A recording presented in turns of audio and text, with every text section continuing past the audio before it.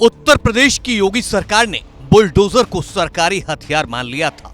Bulldozer बाबा के नाम से न सिर्फ उत्तर प्रदेश बल्कि समूचे देश में महिमा मंडन हो रहा था। सरकार का शह पाकर प्रशासनिक अमला भी हर छोटी बड़ी बात पर बुलडोजर का खौफ दिखाता और फिर आनन फानन में आरोपी या दोषी के घर बुलडोजर पहुंच जाता।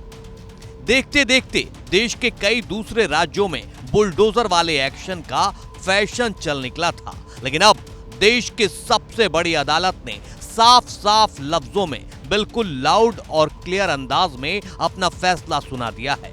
अदालत ने अपने फैसले में कहा है कि बुलडोजर एक्शन का मनमाना रवैया बर्दाश्त नहीं होगा। अधिकारी मनमाने तरीके से काम नहीं कर सकती। अगर किसी मामले में आरोपी एक है तो घर तोड़कर पूरे परिवार को सजा क्यों दी जाए? पूरे परिवार से उनका घर नहीं छीना जा सकता। अदालत ने अपने फैसले में आगे कहा है, बुलडोजर एक्शन दरअसल कानून का खौफ न होने जैसा है। सुप्रीम कोर्ट ने फैसला पढ़ते हुए कहा कि घर एक सपने की तरह होता है, किसी का घर उसकी अंतिम सुरक्षा होती है। आरोपी के मामले में पूर्वाग्रह में ग्रसित नहीं हो सकते। सरकारी शक्तियों का दुरुपयोग नहीं होना चाहिए। कोर्ट ने कहा है कि किसी भी मामले में आरोपी होने या दोषी ठहराए जाने पर भी घर तोड़ना सही नहीं है।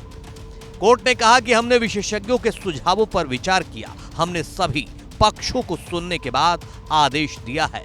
जरूरी है कि कानून का राज होना चाहिए। बुलडोजर एक्शन पक्षपात पूर्ण नहीं हो सकता। गलत तरीके से घर तोड़ने पर मुआवजा मिलना चाहिए। देश की सुप्रीम अदालत ने बुलडोजर एक्शन पर गाइडलाइन तय कर दी है। बुलडोजर एक्शन को लेकर कम से कम 15 दिन की मोहलत दी जानी चाहिए। नोडल अधिकारी को 15 दिन पहले नोटिस भेजना होगा। नोटिस विधिवत तरीके से भेजा जाना चाहिए। ये नोटिस निर्माण स्थल पर भी चस्पा होना चाहिए। इस नोटिस को डिजिटल पोर्टल पर डालना होगा। कोर्ट ने इसके लिए 3 महीने के भीतर पोर्टल बनाने का आदेश दिया है। पोर्टल पर इन नोटिसों का जिक्र करना जरूरी होगा।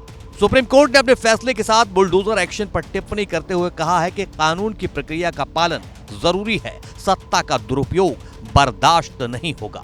अधिकारी अदालत की तरह काम नहीं कर सकते। प्रशासन जज नहीं हो सकता। किसी की छत छीन लेना अधिकारों का हनन है। कोर्ट ने फैसले में साफ कहा है कि हर जिले का डीएम अपने क्षेत्राधिकार में किसी भी संरचना के विध्वंस को लेकर एक नोडल अधिकारी नियुक्त करेगा। ये नोडल अधिकारी इस पूरी प्रक्रिया को सुनिश्चित करेगा कि संबंधित लोगों को नोटिस समय पर मिले। इन नोटिस पर जवाब भी सही समय पर आ जाए। किसी भी स्थिति में बुलडोजर की प्रक्रिया इसी नोडल अधिकारी के जरिए होगी।